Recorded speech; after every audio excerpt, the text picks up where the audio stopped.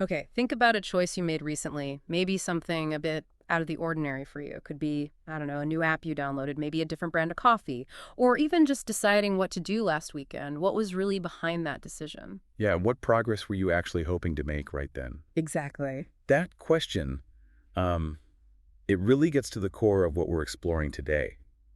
It's about looking past the surface, you know, uncovering the hidden reasons why we sort of hire certain things, products, services, experiences into our lives. And it can lead to some, well, pretty surprising insights, right?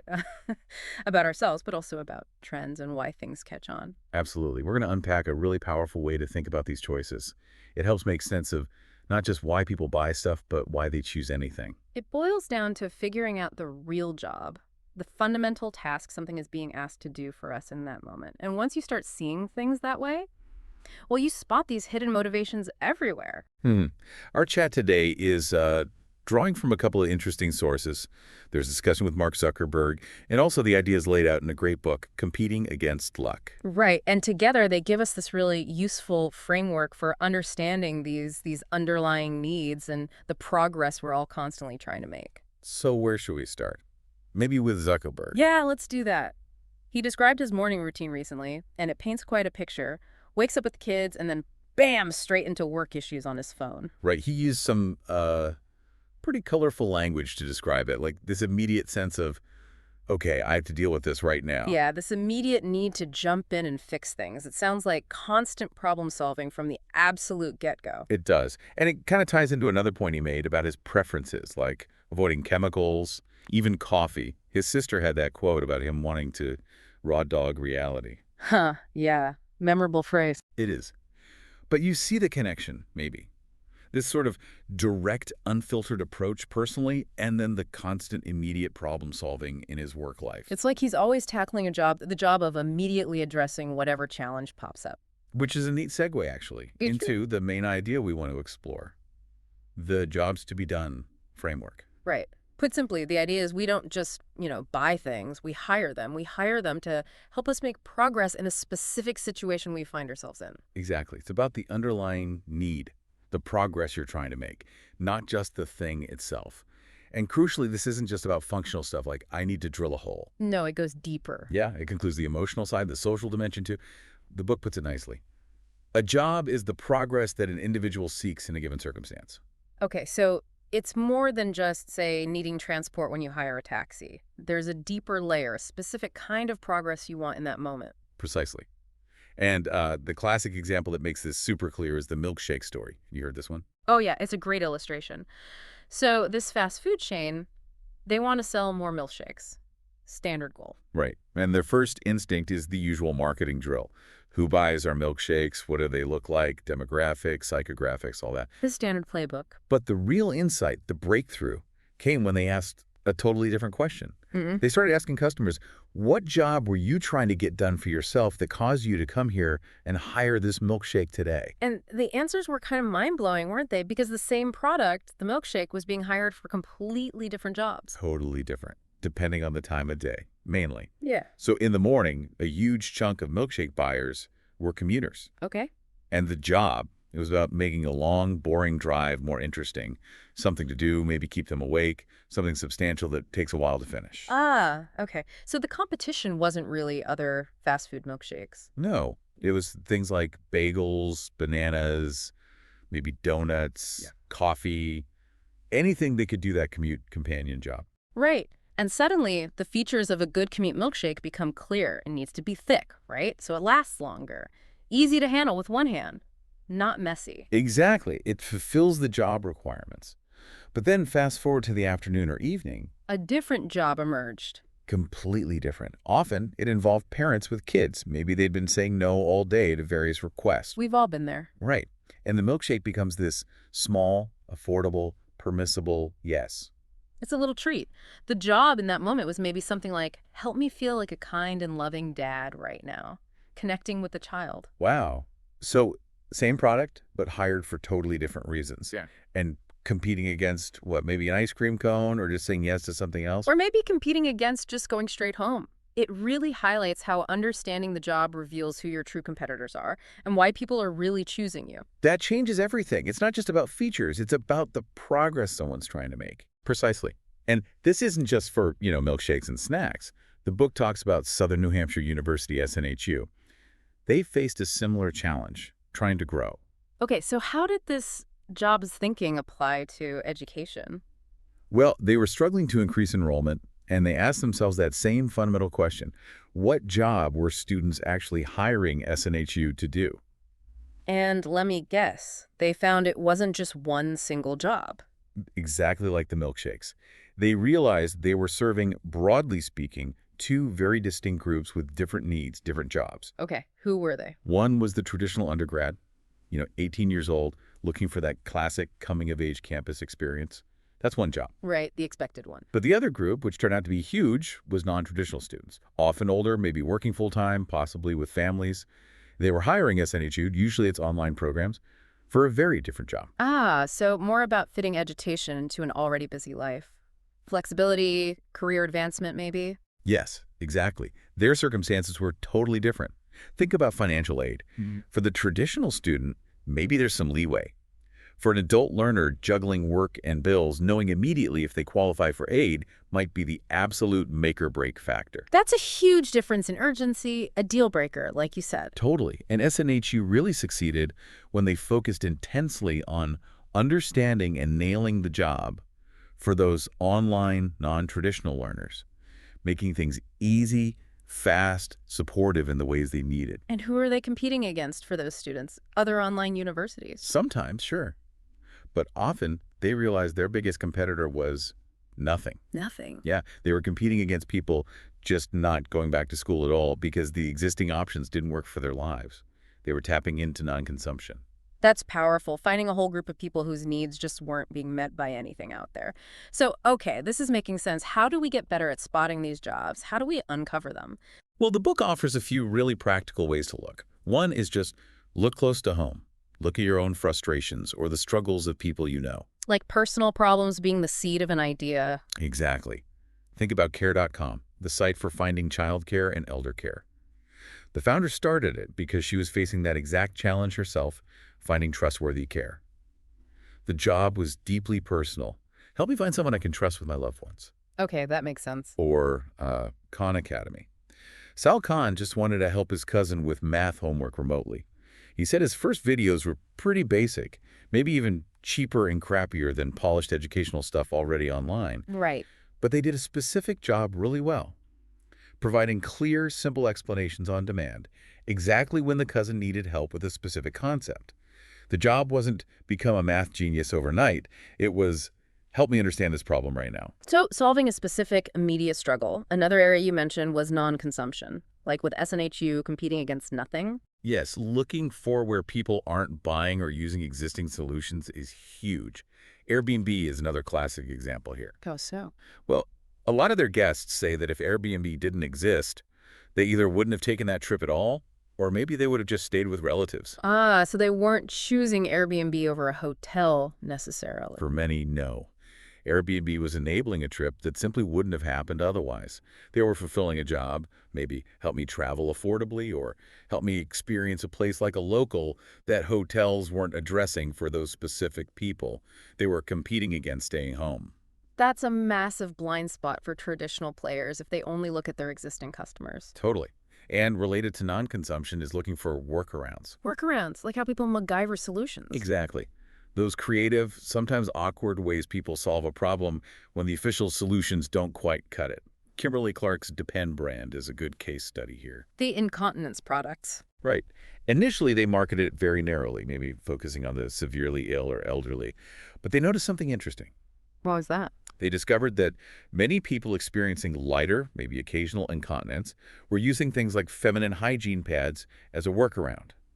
It wasn't ideal, but it was the best they could figure out. Ah, so that workaround signaled an unmet need. Precisely. It pointed to a hidden job. Help me manage light incontinence discreetly and effectively. Recognizing that and then tackling the stigma around it opened up a much bigger market for them. These workarounds are like gold mines for uncovering unmet jobs. So pay attention when people are using things in ways they weren't intended. Definitely. Another angle is to look at things people don't want to do, tasks they avoid or find unpleasant. Like making chores easier. Sort of, yeah. Think about ING Direct when it launched. Traditional banking could feel complex, maybe intimidating, with lots of fees. ING tapped into the job of help me save money easily without the hassle and annoying fees. They made saving simpler and less painful. Okay, removing friction. Or Quick Medics, which became MinuteClinic. What job are they doing? They were addressing the hassle of going to a doctor's office or ER for something minor, like a sore throat.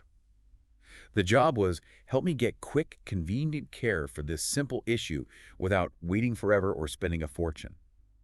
They solved the I don't want to deal with a clinic problem. That makes sense.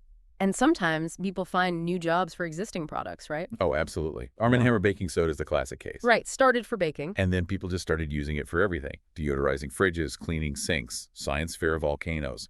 You name it. Yeah. The company paid attention to those unusual uses. They realized customers were hiring their simple baking soda for dozens of different jobs. And that led to a whole range of new products built around those jobs. Cleaning products, laundry boosters, toothpaste. Sometimes the customer figures out the job better than the company does. That's fascinating. It shows you need to keep observing how people are actually using your stuff.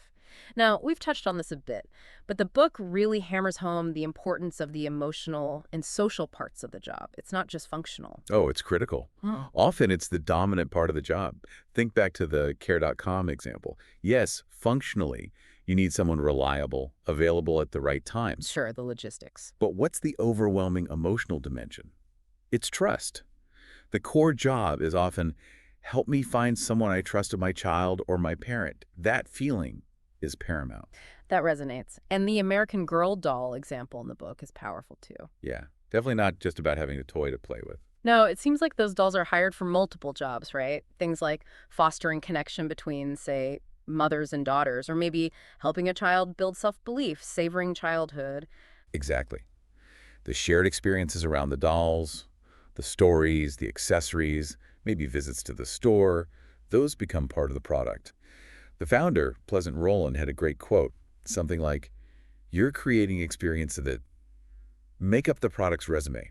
Here's why you should hire me. That's a brilliant way to put it. The experience is the resume demonstrating the job it can do emotionally and socially. And P&G saw this with Pampers in China. Initially, their marketing was all about the functional benefit. Dryness. Keep the baby dry. Makes sense for a diaper. You'd think so. But it wasn't landing as powerfully as they expected. The breakthrough came when they uncovered the emotional job the diaper was doing for the mother. Which was? A drier baby slept through the night more often, which meant the mother slept through the night. Ah, I see where this is going. Right. A more rested mother felt better, maybe had more energy, felt more capable. And the story goes, it even improved her relationship with her husband because she wasn't exhausted all the time. There's a quote from a focus group moderator saying something like, for the husband, that extra cost for Pampers was the best 10 cents he ever spent. Wow. That connects a diaper to the mother's well-being and even marital harmony. That's a much deeper job than just containment. It's huge. It shows you absolutely have to dig into those emotional and social dimensions. Now, closely related to this is the idea of the forces of progress. Okay, what are those? It's a way to think about why someone switches to a new solution or why they stick with what they have. There are forces pushing you away from your current situation, the frustrations, the job not being done well. That's the push. Makes sense. The pain points. But then there are forces holding you back. One is the habit of the present, just sticking with what you know, even if it's not perfect. Inertia. Yeah, change is hard. And the other force holding you back is the anxiety of the new solution. Will it really be better? Is it complicated? What if I don't like it? What if it fails? Okay, push of the situation, pull of the new idea, but also habit and anxiety holding you back. Exactly. And for someone to actually make a switch, the push of the situation and the pull of the new idea have to be strong enough to overcome the habit and the anxiety. The struggle needs to be significant. So even if your new product is technically better, if the customer's current pain isn't that bad, or if they're really anxious about trying your thing, they might just stick with what they know. Precisely. The book uses a great example of a couple buying a mattress at Costco. The husband was suffering from lack of sleep. That's the push. Yeah. Big struggle. Okay. The wife was hesitant, maybe comfortable with the old mattress, habit, worried about the hassle, making the wrong choice, anxiety. But being able to go to Costco, see and touch the mattress together. And knowing Costco's generous return policy that dramatically reduced her anxiety, it lowered the barrier enough for the push, husband's bad sleep, to win out. That illustrates it perfectly. You have to address those anxieties, not just highlight the benefits. Okay, so we understand the jobs, we understand the forces, but the book also warns about some traps when we look at data, right? Calls them fallacies. Yes, super important, because we all think we're data-driven, but data can mislead us if we're not careful. The first is the fallacy of active versus passive data. Meaning? Meaning, if you only look at data from your current customers, the active ones, you're completely blind to why non-customers aren't buying from you. You're passively ignoring them. Ah, like the railroad example. Exactly. The railroad companies had tons of data on train passengers, schedules, engine performance. They focused on making better trains.